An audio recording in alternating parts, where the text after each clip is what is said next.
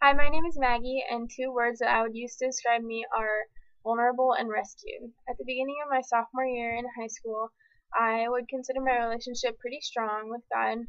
And then I started being pursued by a guy, and we started talking, and then we dated, and I started being sexually pressured by him. And so after a few months, I ended up breaking up with him just because I was still trying to please God and I felt wrong about the whole situation. And so we broke up, and then a few days after that, my family, I just felt like, was falling apart, and my mom ended up leaving, and my parents were going to get a divorce. And um, instead of clinging to God, I called the guy I just broke up with, and um, we ended up getting back together, and I just wanted to get my comfort from him instead of God. And so I felt like pleasing him would get me that comfort, and so I just started to give in to the pressures that he was putting on me, and I felt like that was the only way I could satisfy him. And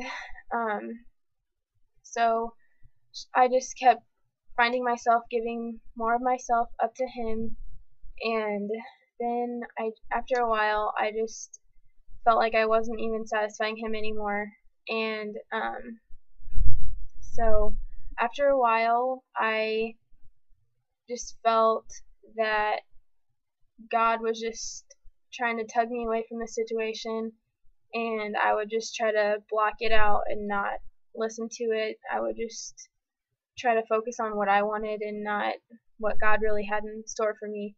And so then finally, towards the end of our relationship, it was just falling apart completely. And I had already given in to all of the pressures, and God was just grabbing me away from the situation. And we broke up, and I just felt completely rescued by God. And He took away all the shame from me, and He took the blame and guilt that I had on myself, and He just had completely rescued me from that whole situation. And now I just feel completely renewed in Him, and He has just saved me.